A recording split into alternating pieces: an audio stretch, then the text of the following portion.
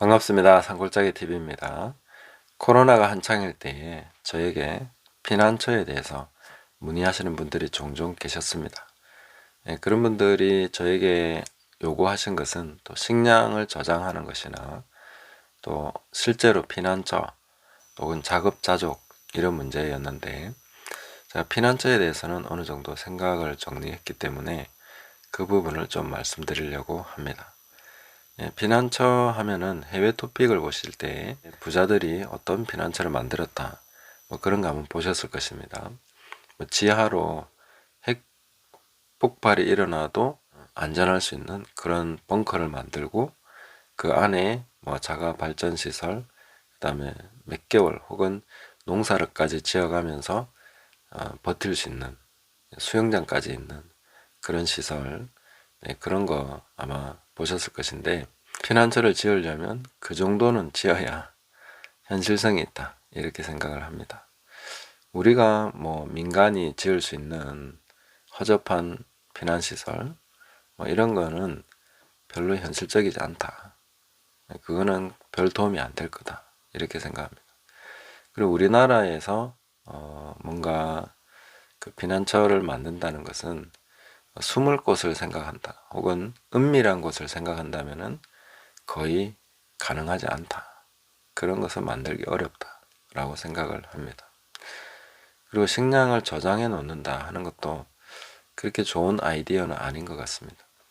만약에 모든 곳에 식량이 고갈된다면 그 식량이 저장된 곳은 공격 타겟이 되겠죠.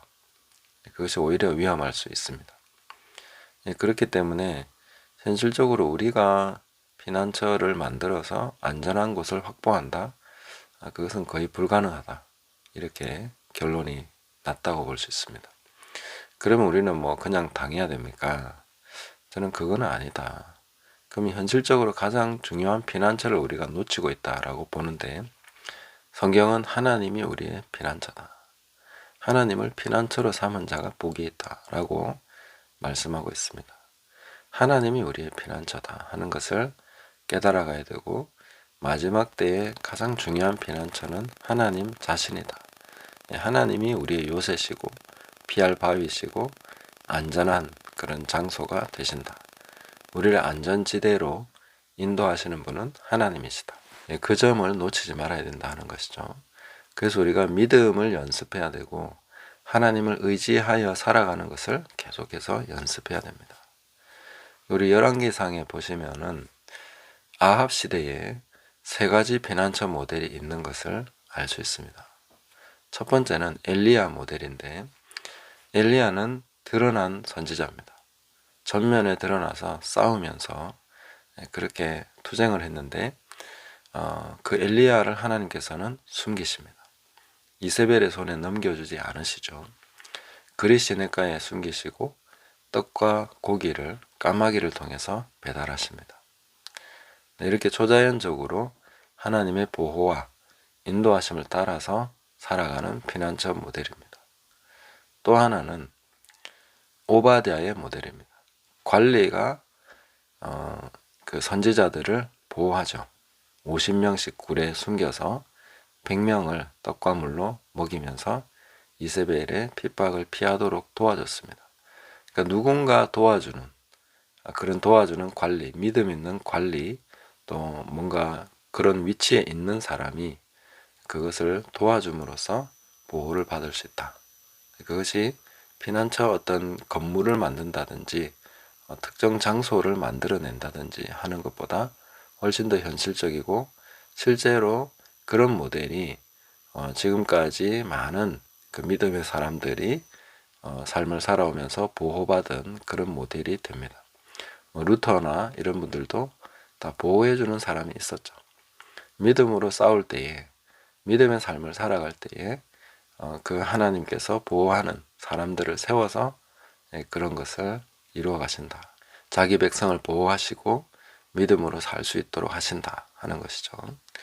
그리고 마지막은 하나님께서 어떻게 해서든 그 안에서 살아남게 하시는 그 7,000명의 모델입니다. 내가 바알에게 무릎 꿇지 아니한 7,000명을 남겨두었다, 그렇게 말씀하시죠. 하나님께서 각 사람에게 주시는 지혜로서 살아남고 바알에게 무릎 꿇지 않는 7,000명이 있는 것을 볼 수가 있습니다. 그래서 우리가 뭔가 피난처를 만든다라는 그런 개념보다는 믿음으로 사는 법을 터득해 가는 것이 가장 현실적이다.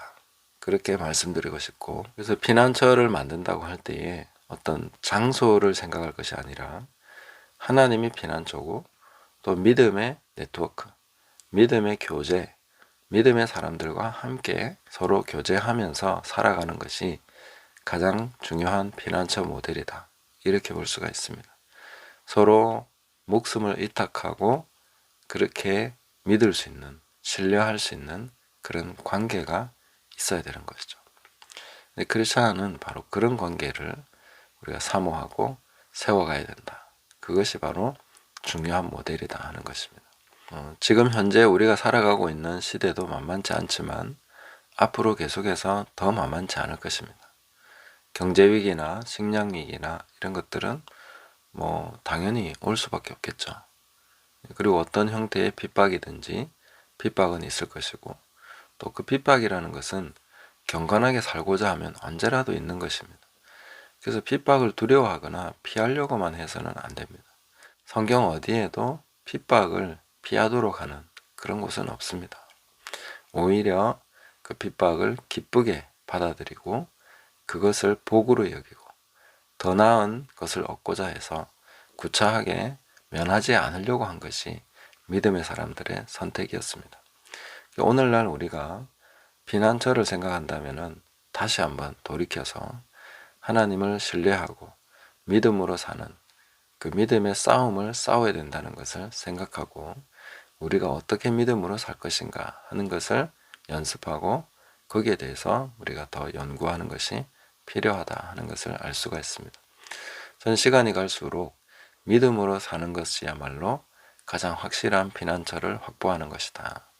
어떠한 상황이 되어도 지금 현재 평화의 시기에 믿음으로 사는 것을 연습한 사람은 최악의 상황이 와도 하나님께서 그 사람을 먹이시고 입히시는데 아무 문제가 없다는 것을 알 수 있습니다. 믿을 수 있다는 것입니다. 평소에 연습이 안 된 사람은 그런 상황이 되면 갑자기 하나님을 신뢰할 수는 없지 않습니까? 연습하셔야 됩니다. 믿음의 연습을 해야 됩니다. 그렇게 해서 하나님이 정말로 피난처시다.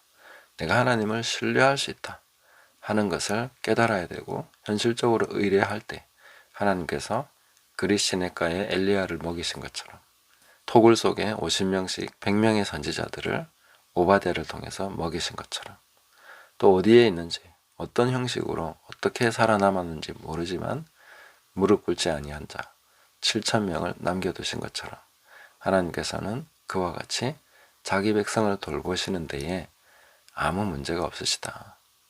하나님 능력은 부족하지 않다 하는 것을 우리가 깨달아야 되겠습니다. 그래서 마지막 때의 피난처, 하나님께서 피난처시다.